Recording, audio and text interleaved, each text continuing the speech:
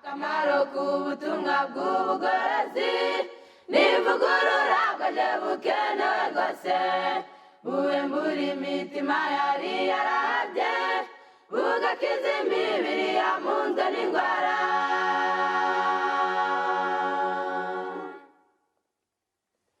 Akamaro k'ubutumwa bw'ubugorozi n'ivugurura bwaje bukenewe rwose ivugurura iyo rigeze mu mutima riga ibyaha byari byibasiye umuntu ubwo imibereho igahinduka misha hashingwa umushinga wo kunezeza abandi.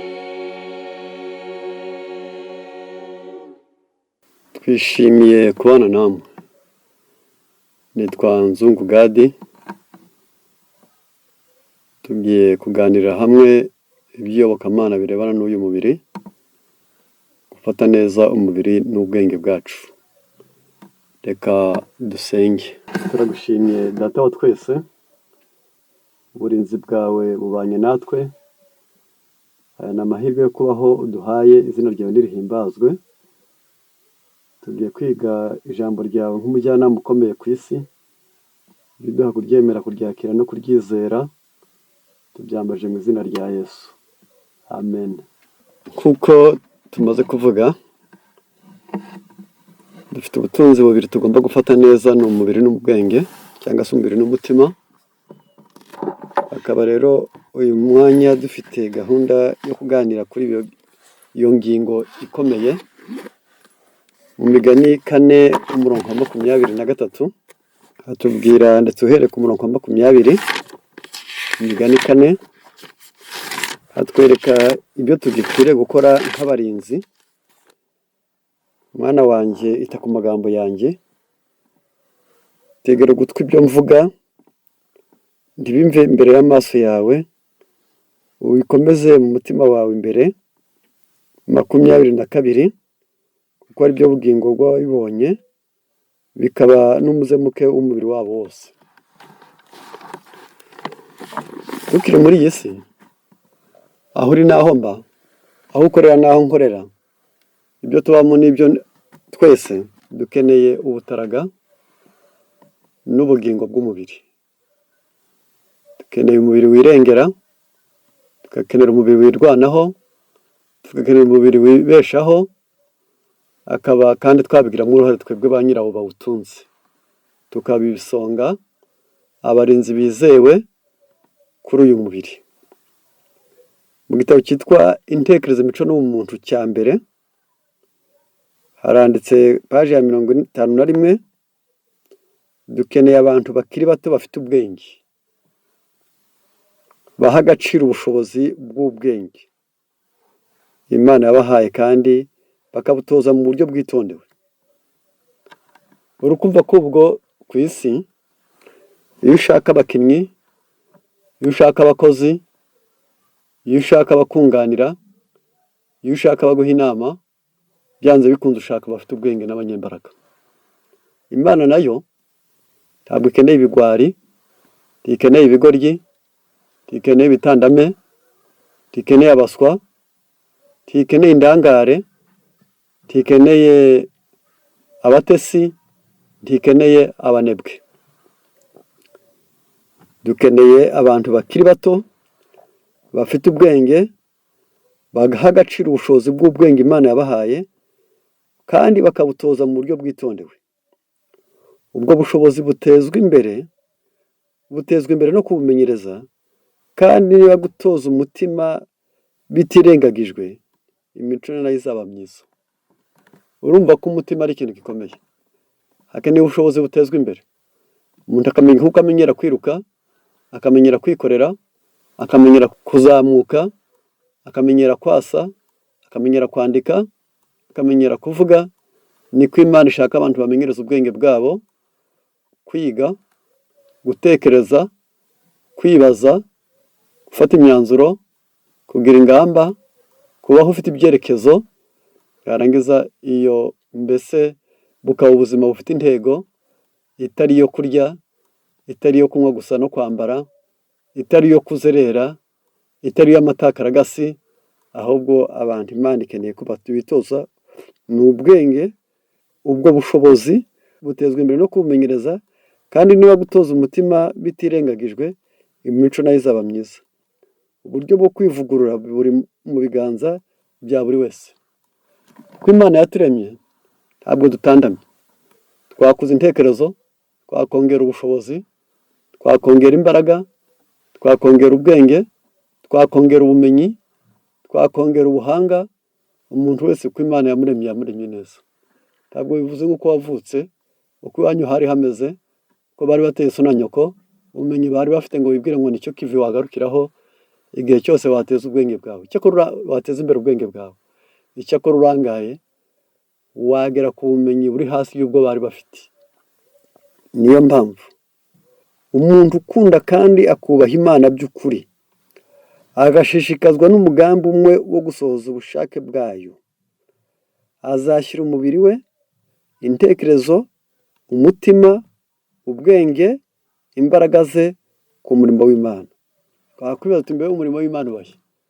Uba muri wowe iyo wigiriye neza, uba mu bandi iyo ubagobotse, uba mu bandi iyo ubunguye, iyo nawe witunganyirije uba warangije umurimo w'Imana. Niyo mpamvu umurimo Imana yaduhaye uri mu bantu abamaramaje guhuza ubushake bwabo n'ubushake bw'isumba byose, bagomba kumukorera no kumunezeza muri byose. Bityo imico yabo izahamya n'Imana, izahagarara neza, ishikame, ituze kandi itungane. Bityo imico yabo izahamanya n'Imana, izahagarara neza, ishikame, ituze kandi itungane.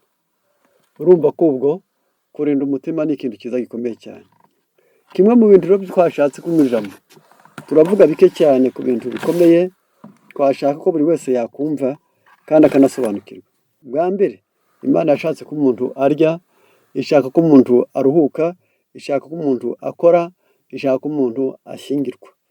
Wenda nitaye gusa kugukora, reka mvuge nti iyo umuntu akoze kawumva icyo bimara. Gukora gusa konyine ubwabwo gusa, guterura, kwihuta, gukora, gukurura, kwasa, gutekereza, kubaza, guhinga, kubumba, bimaze iki? Haranditse hagira hati, ni igitabo cyitwa La Guérison Divine, paji ya 16, l'exercice augmente l'efficacité du cœur. Iyo umuntu akora, iyo umuntu umubiri w'inyagambura, iyo agenda se, iyo yiruka, iyo yikorera, byongerera ubushobozi umutima we. Ntabwo umutima uhora ukombagatanye, ntabwo ibihaha bihora bisa naho biboshye. Fortifie le muscle cardiaque, imihore y'umutima igira imbaraga. Ni ukuvuga ngo niba ushaka gukora, jya umenya neza ko imihore y'umutima izagira imbaraga. Le cœur pompe plus de sang à chaque battement. Icyo gihe iyo umuntu akora, amaboko ye ayakoresha, umutima utera amaraso mu gihe ahagije, kuko umuntu ntabwo aba yifumbase. Il peut faire baisser le rythme cardiaque. Gukora bishobora gutuma guhumbaguriza k'umutima kwagabanuka. Un cœur plus fort et plus efficace bat moins que celui d'une personne inactive. Umuntu ukomeye kandi w'ingirakamaro, umutima utera neza kuruta umuntu w'inyicazi cyangwa ahora wicaye. Par exemple, nk'icyitegererezo, si le rythme cardiaque passe de 70 à 60 battements par minute, niba mu munota umwe ari ngombwa ngo umutima utere kuva kuri 70 kugeza 60, 10 battements par minute, bikaba bigaragara ko ari gukubita inshuro 10 ku munota, le cœur s'économisera 14 000 battements par jour. Bigaragara neza ko umutima utera neza uzagera ku nshuro 14,000 ku munsi. Bigaragara neza ko umuntu ukora umutima utera neza. Bizabyara iki rero? Ntabwo ndi bujye nkurikirana kandi le vaisseau sanguin augmente en nombre et en taille. Iyo umuntu akoresha amaboko, imitsi mito cyane iriyongera buri munsi ikaba myinshi kandi ikaba na minini. Ngaka akamaro ko gukora. Ntabwo turi bujye dutinda kubarangira. Ako niko kamaro ko gukora cyane cyane ku mutima. Niyo mpamvu witaye cyane kuri iyo ngingo wasanga harimo byinshi cyane. Byabyara iki rero? L'exercice normalise la pression sanguine que ce soit vers le bas ou vers le haut. Gukora cyangwa se imyitozo ngororangingo igituma imitemberere y'amaraso yaba ije mu mubiri n'igaruka mu mutima ituma itembera neza ikagenda kuri gahunda yabigenewe. Nguko akamaro ko gukora, ngiyi mpamvu abantu bagomba gutinya ubunebwe. Hepfo arakomeza ati l'exercice ralentit le processus de vieillissement. Iyo umuntu akora bikereza ubusaza, itoto rihoraho, bitewe n'uko serire ziba ziri mu mubiri zitangira kubaho, maze yarangiza uko zishaje zigasohoka bitewe n'ibyuya. Ariko iyo udakora zigusaziramo, noneho bigatuma upfunyarara, bigatuma uhindagana, bigatuma uhindana, bigatuma uba mubi, bigatuma wijima, bigatuma amaraso ahorana asa n'azambye, amazima n'ameza n'ashaje yose agahurirana. Il améliore les performances dans les activités quotidiennes. Ubundi gukora biragenda bituma imikorere ya buri munsi yiyongeramo imbaraga. Hepfo arakomeje hagira hati l'exercice facilite la digestion. Gukora biragenda maze bigatuma igogora rikora neza. Une marche rapide après le repas. Iyo umuntu agenda yihuta kandi ku rugero rwiza akimara kurya, la tête haute, yemye, les épaules bien dégagées, kandi intuguza atifumbase, fait de merveille. Bimukorera ibitangaza bikomeye cyane. Uwo ni umuntu umaze kurya. Niyo mpamvu abantu barya hakiri kare bafite amahirwe yo kumererwa neza kuko batembera. L'exercice permet de garder un poids idéal. Iyo umuntu agira imyitozo akaba akora, bituma ibiro bye bihora bihagaze neza. Nitrope. Ntabwo byaba byinshi cyane ngo bikabye, nta nubwo byaba bike cyane ngo bibe inyaranga cyangwa se nabyo bikabye. L'exercice stimule le système immunitaire et accroît la résistance aux maladies.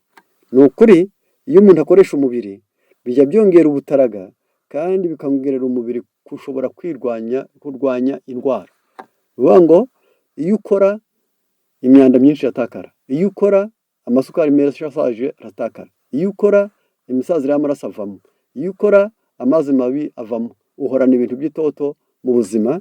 Niyo mpamvu l'exercice diminue la tension, il permet de se relaxer. Arega imyitozo y'umubiri, gukoresha umubiri biragenda bigabanya umuvuduko w'amaraso, maze bigatuma umuntu aruhuka neza. Nibyo mpamvu niba ushaka kumenya neza icyo umubiri wabona umuntu nyirawo akora, ni uko uyu muntu byamukingira indwara y'umutima. Ubwo ni umutima w'ubwawo nk'umutima, hypertension, umuvuduko w'ikirenga w'amaraso, ubwo ni mu mitsi, l'obésité, ni umubyibuho, ubwo ni mu mihore, l'ostéoporose, byarangiza byatuma amagufa atamungwa, le diabete, byatuma utarwara diabete. Ngicyo ikintu cyiza kandi kigufi dukura mu gukoresha amaboko. Ni bibi guteta, ni bibi kunebwa, ni bibi guhora wicaye, ni bibi gukunda imirimo yo kwicara gusa, ni bibi kudatembera, ni bibi kudafata guhora mu ngendo gusa z'imodoka n'indege. Ahubwo ukwiriye no kwiga gukoresha amaganga bawe ari wo maguru yombi, iburyo no kw'ibumoso, maze umutima ugatera neza, indwara ziwufata zo kubyimba, zo kuziba, zo gutoboka, zo kubamo amazi, ibyo byose bikavaho. Hypertension yarangiza umuvuduko w'ikirenga ukarorera. Ngaya amahirwe, umubyibuho ugahagarara ku rugero rukwiriye, amagufa yacu agakomera. Améliore, gukora bitera la qualité du sommeil, la digestion, le moral. Abantu bakora n'amaboko yabo bagaterura, bakagenda, bakikorera, bakihuta, bakasa, bakunama, mbese byitwa kwinyagambura k'uburyo bwose bwakoreshwa kandi harimo imbaraga nyinshi. Bituma aba bantu basinzira neza, igogora ryabo rigenda neza, kandi bagira ubwenge buzi gushyira kuri gahunda. Reka Imana iturinde ubunebwe, reka Imana iturinde uburangare, reka Imana iturinde umuteto, reka Imana iturinde kuba inyicazi. Kandi umuntu wese amenye neza ngo ni ukuri mwana wanjye mu magambo yanjye, bizatera umubiri wawe kuba mutaraga, ukagira imisokoro mu magufa yawe. Imana ibiduhere mu izina rya Yesu, amen. Akamaro k'ubutumwa bw'ubugorozi n'ivugurura bwaje bukenewe rwose buwembura imitima yari yarahabye, bugakiza imibiri yamunzwe n'indwara.